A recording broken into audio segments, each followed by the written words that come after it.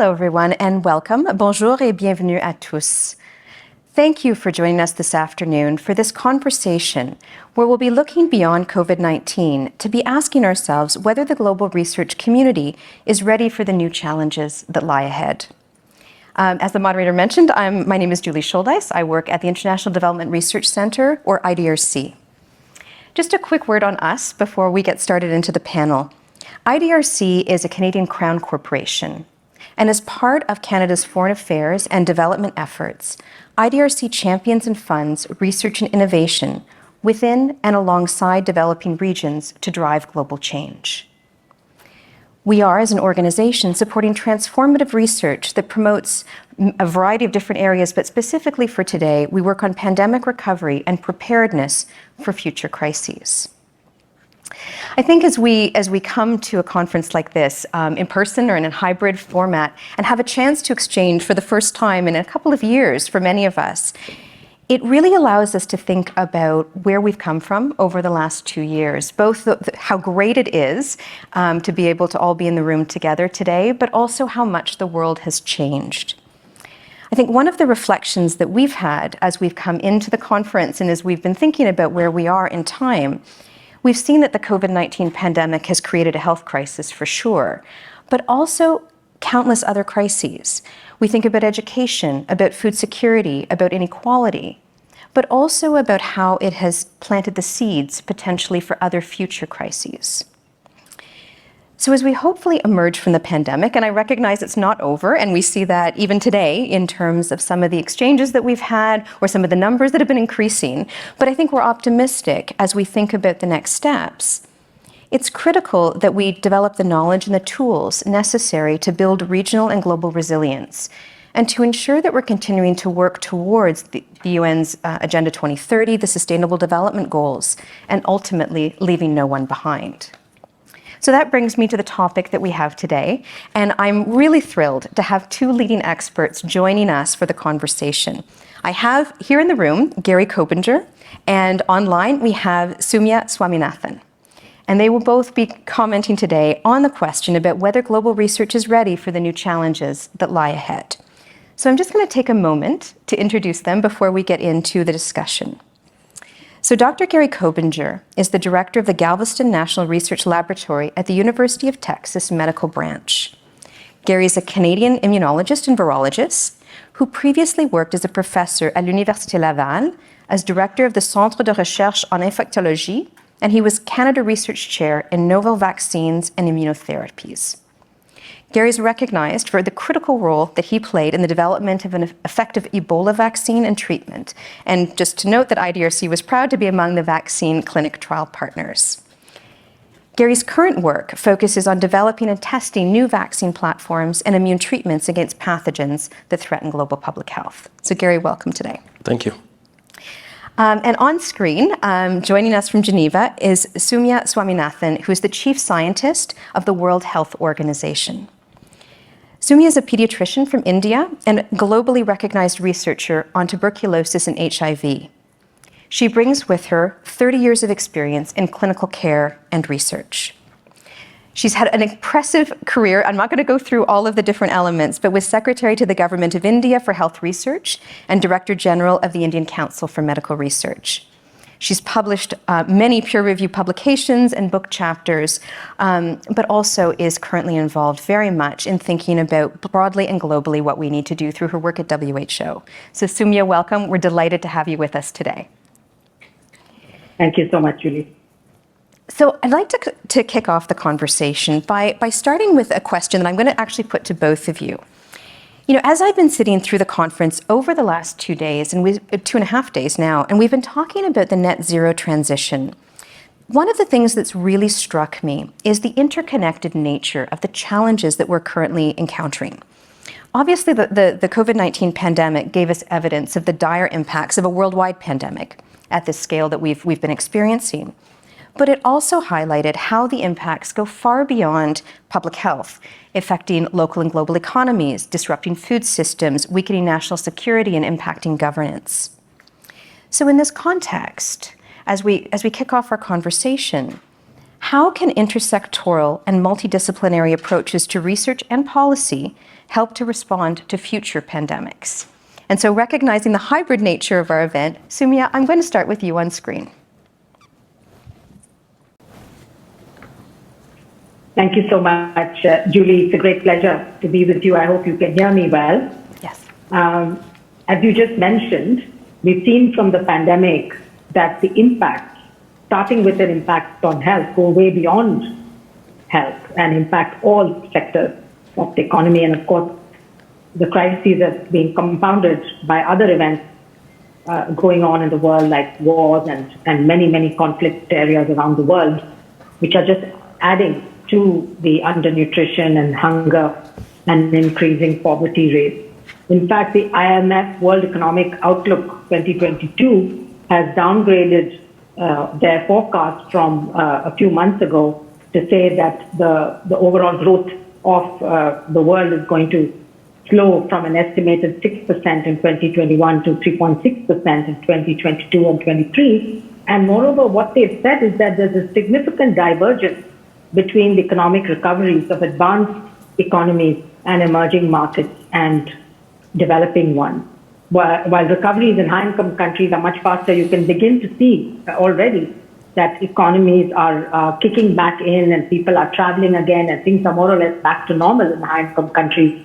This has been much slower, and I think the impact also of the lockdowns in China impacting supply chains, the war impacting food supplies have been catastrophic. So this really highlights the importance of a multi-sectoral and multidisciplinary approach to dealing with pandemics, which people may think of as a health crisis, but as we've seen, I think it only underlines the fact that health is central to everything else, it's central to the economy. And if we don't invest in health, if we keep looking at it as a cost, then we are not going to make progress. So there are many things that we need to do, and the most important is an all of government and all of society approach. And I think, this term is used a lot, but what does it really mean? I think there are some good examples of countries which really brought together the different ministries and created something, which was led by the head of government, but which took into account the viewpoints of different sectors. And what we shouldn't forget really is that the context in different countries are different.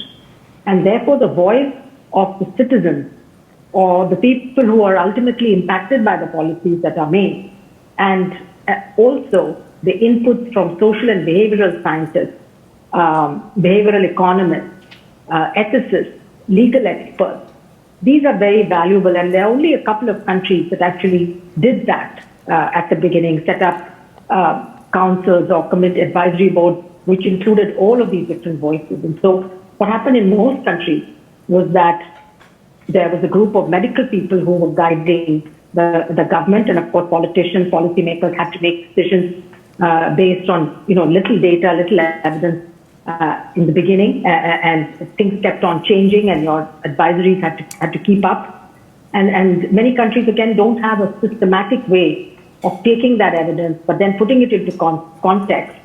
And clearly, many factors influence decision making by politicians. And I think it's a reminder to us that as scientists who work on data and evidence and think of it as sometimes as a simplistic way of, evidence translating into policy, that's not the way it happens.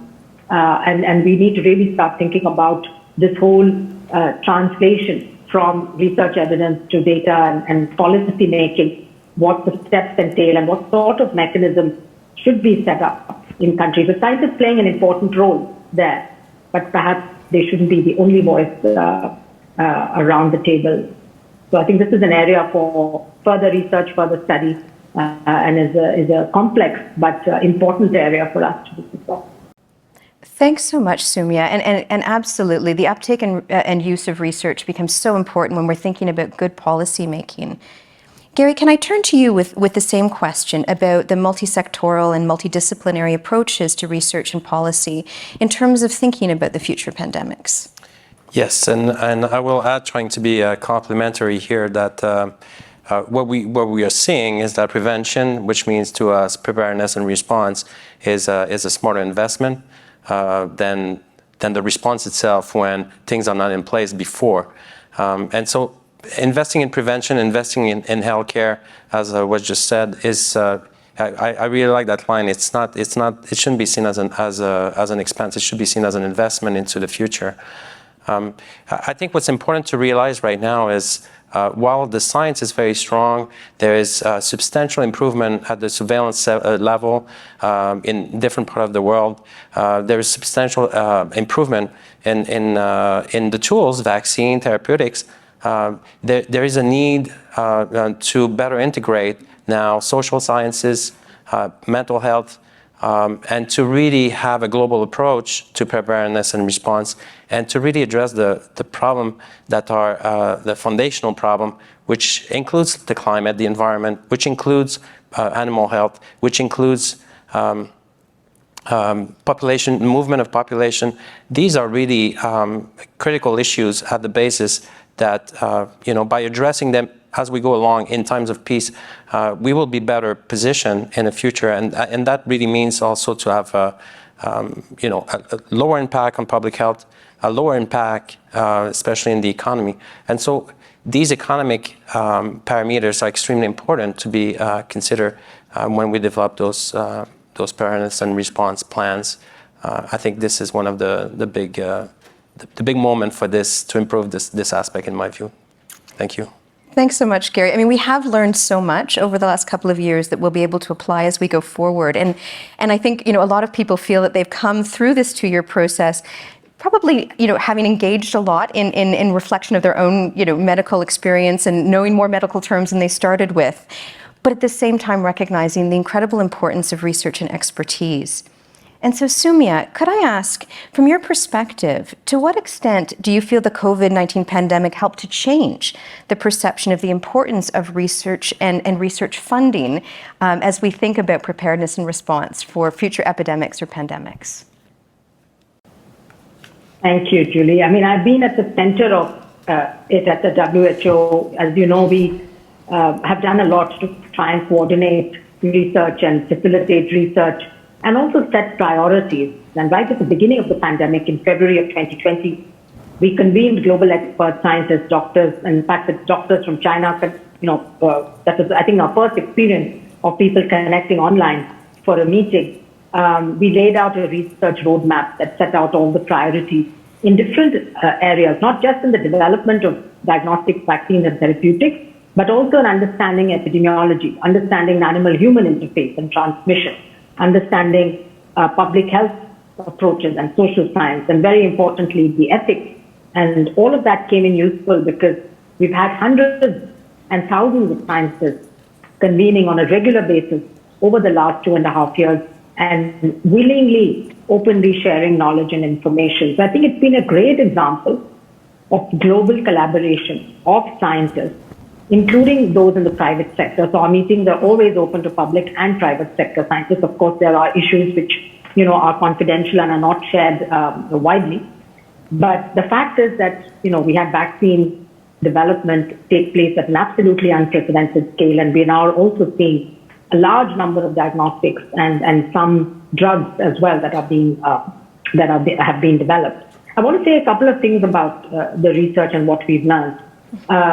GLOPID-R, which, as you know, is a consortium of research funders in infectious diseases, is currently chaired by the Canadian Institutes of Health Research.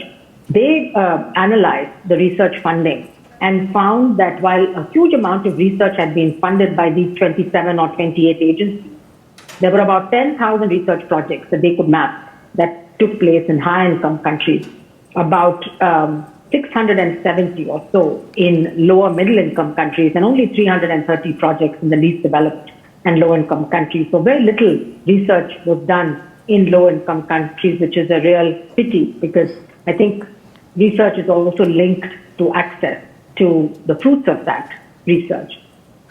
So that is something we need to think about. The second thing we noticed was that while huge amount of research was done, and because we track all the clinical trials through our registry platform, and there were literally thousands of trials registered, very few of them, you can name them on one hand, were trials that actually provided data that could change treatment, that could actually make differences to policy. So it was the recovery trial in the UK, the WHO solidarity trial, Canada was part of many of these consortia. We have the Anti-Code, which is an outpatient trial in Africa that's coordinated by DNDi, and a few other European consortia. So only a few, and the majority of trials actually were really waste of resources. So I think better coordination, better prioritization, and for research funders to be able to work together and fund research in a coordinated manner so that you get timely and relevant and useful results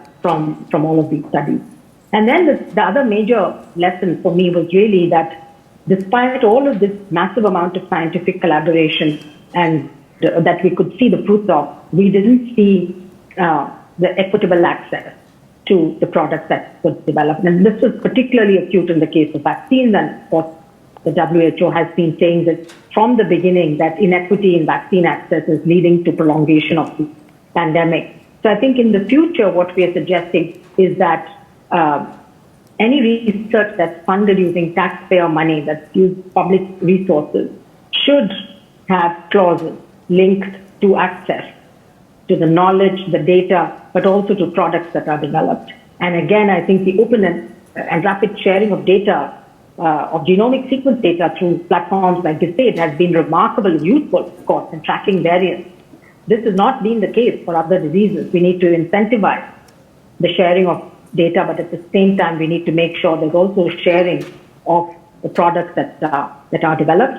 And moreover, I think all contributions should be recognized equitably. Many times researchers in the developing world feel that they've been left out, or they've been scooped, or they've been somehow overlooked when it comes to data they may have generated, but the papers that are being written by people elsewhere. And finally, I would say that even the prioritization of research funding that agencies like IDRC or many other funding agencies do needs to be responsive to the needs of people on the ground, particularly those in low-income countries. Thank you. Thanks so much, Soumya. And I think this is something that we do think a lot about at IDRC. So Gary, I'd like to actually pick up on some of that and turn to you. Thinking about this period that Soumya's mentioned, once a vaccine is developed, making it accessible to the public can be quite a challenge. I think we lived through it all here, but we continue to see this in parts of the global south, and we continue to be having discussions about it.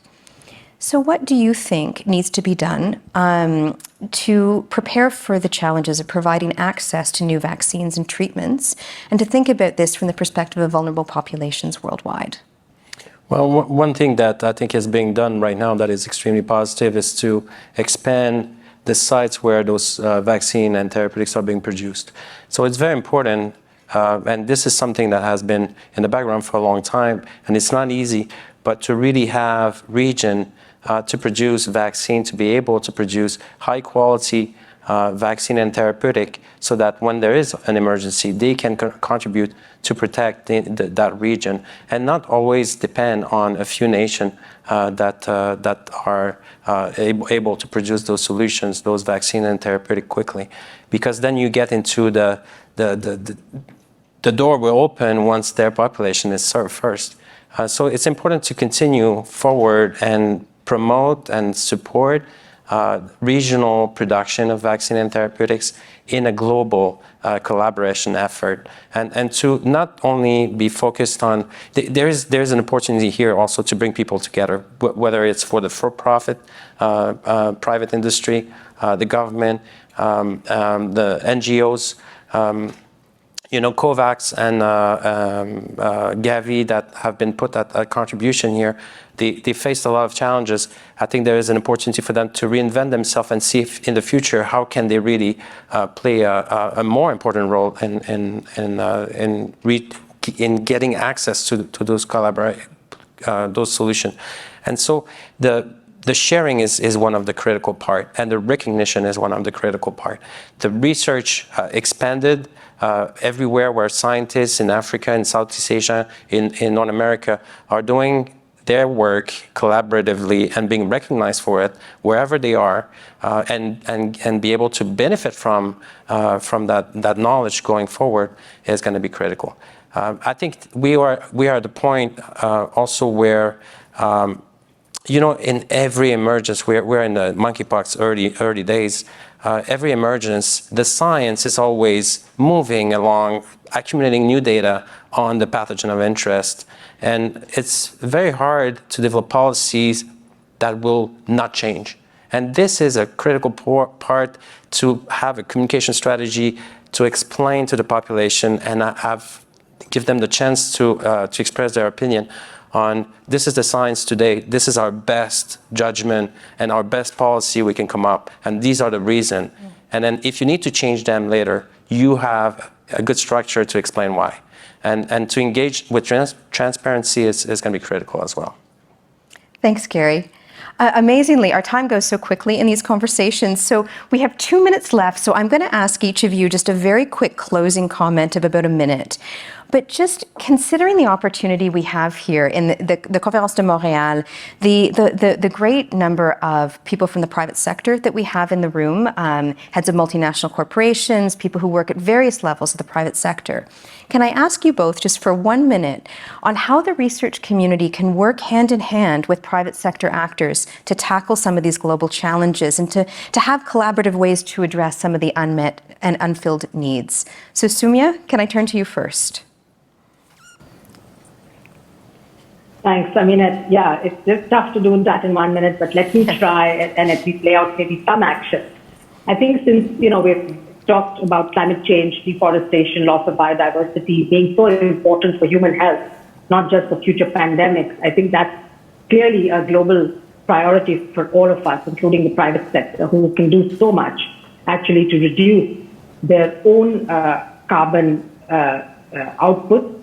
And also by making sure that investments that are being made are not made anymore in polluting industries, but are made in green recovery. The health systems of the world together contribute about 5% of global carbon emissions. So just greening the health sector alone, moving to renewable energy, solar in many, many countries can do the job of really reducing the footprint of the health sector as well. And then, just as I said earlier, in R&D, I really think we need to think about there are diseases where people are dying when we're developing products to save lives. We need to think about a process where there is a more equitable access to the fruits of science, which ultimately should benefit everyone. Thanks so much, Soumya. Gary, just 30 seconds? 30 seconds. Yeah. I could say it in a few words.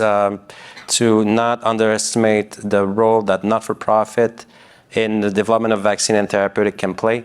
I see it as a glue to the for-profit industry, government and academia, where for 10% or less of the cost, you can develop vaccine and therapeutics, especially that are not being researched by for-profit industry. So keep that in mind for the not-for-profit private enterprise. Thanks so much. And if I can just add, Julie, because Gary mentioned the worldwide production of vaccines that we are promoting through our technology transfer hubs, it would be great if the private sector participated and shared technology and know-how so that next time around we don't have to be dependent on just a few companies to produce goods for everyone, but we can have this distributed manufacturing. Great. Well, thank you both so much, Soumya and Gary, for sharing your perspectives and your expertise as we talk about the global research importance in preparing for future challenges. J'ai maintenant le grand plaisir de vous présenter le Dr. Karl Weiss, qui va prononcer le mot de clôture de cette séance. Le Dr. Weiss, c'est un microbiologiste et un spécialiste de maladies infectieuses qui dirige la division des maladies infectieuses de l'hôpital général juif ici à Montréal. Il est également professeur à la faculté de médecine à l'université McGill et co-président de la table en prévention et contrôle des infections de l'île de Montréal. C'est un grand plaisir, Dr. Weiss, de vous avoir ici aujourd'hui et je vous laisse donc la parole pour le mot de fin.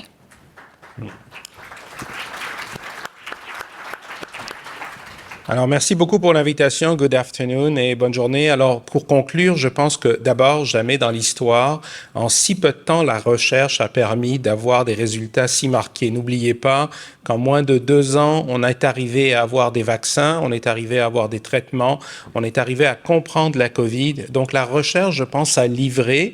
Maintenant, il y a énormément de défis dans l'avenir. L'histoire des pandémies n'est pas finie Et je pense qu'il y aura deux sortes de pandémies dans le futur. Il y aura des pandémies inattendues, comme celle de la COVID, parce que tout le monde attendait l'influenza, puis c'est la COVID, une forme de tsunami qui va arriver rapidement et qui va mettre le monde sur un défi.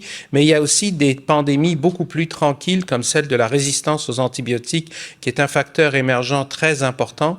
Et n'oubliez pas que si vous êtes là aujourd'hui, si nous sommes là, c'est beaucoup parce que nous avons eu des antibiotiques probablement à un moment donné dans notre vie qui nous ont sauvé la vie. Et le problème, c'est que l'utilisation des antibiotiques, qui peut parfois être anarchique et pour beaucoup d'autres raisons, rend la résistance aux antibiotiques comme un défi important de l'avenir. Ce qu'on peut dire aussi, c'est que, vous savez, il y a un problème important à l'échelle planétaire qui est la déforestation. Pourquoi? Parce qu'il y a beaucoup de virus qui sont des virus, des zoonoses, dans les espèces animales, probablement cachés dans les forêts et qui ne créent pas de problème tant qu'ils restent là-bas. À partir du moment où ces virus vont sortir, on ne sait pas à quoi on fera face dans le futur et je pense que c'est ce genre de problème auquel il faudra penser et auquel il faudra faire face dans l'avenir.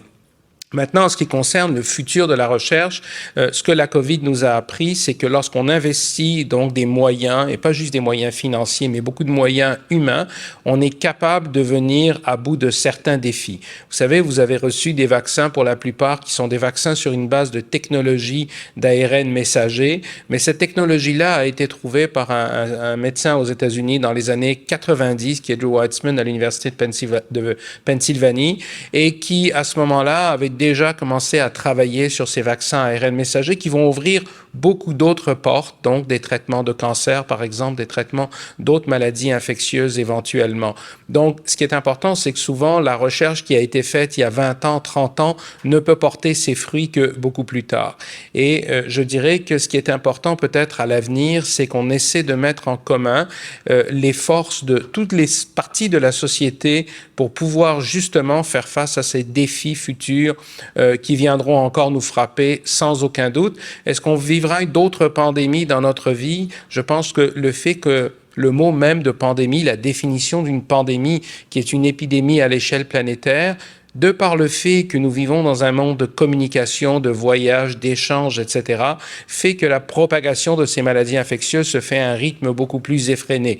Quand vous regardez les pandémies du passé, prenez la peste qui a frappé le Moyen-Âge, donc en 1347, 1351, ben, cette peste-là s'est déplacée selon les villes de foire du Moyen-Âge et à la même vitesse. Donc, ça a pris 4 ou 5 ans pour que cette peste se déplace en Europe. Alors que vous avez vu que la pandémie qui a originé grosso modo au mois de novembre 2019 en Chine, rapidement, à partir du mois d'avril 2020, quasiment toute la planète était prise avec. Donc, la grande leçon de cette pandémie, c'est que oui, la recherche a certainement livré la marchandise, mais il y a aussi un défi qu'il ne faut pas oublier, c'est qu'il y a eu un foisonnement de publications, de données, de recherches, parfois partielles, parfois de qualité qui peuvent être limites, et qui ont fait que ça, et puis c'est correct, que ça a parfois donné beaucoup d'informations contradictoires. Donc, il ne faut pas oublier non plus qu'à l'intérieur de cette recherche, tout n'est pas parfois clair et limpide. La médecine n'est pas une science exacte, c'est un art un petit peu, mais qui utilise des sciences, mais c'est pas des mathématiques, c'est pas de la physique, ça ne vous donne pas une réponse exacte avec un chiffre précis, et je pense que c'est comme ça qu'il faut le regarder. Alors, je vous remercie beaucoup de m'avoir accordé la parole, et puis j'espère que vous garderez au moins le fait que les maladies infectieuses sont certainement au centre de beaucoup de nos activités humaines et qu'il est important qu'on continue de faire beaucoup de recherches. Je dis souvent aux gens, regardez ceux dont on a parlé en médecine ou même tout simplement dans la vie dans les dernières 25 ou 30 années. Pensez à la pandémie d'H1N1, pensez au virus Zika, au virus du Nil occidental, à la maladie de la vache folle, etc., et la résistance des antibiotiques. Donc, on a un virus qui est en train actuellement de passer de pandémie vers une endémie avec lequel on va rester probablement pour longtemps. Donc, il faudra trouver des moyens nouveaux pour y faire face. Je vous remercie.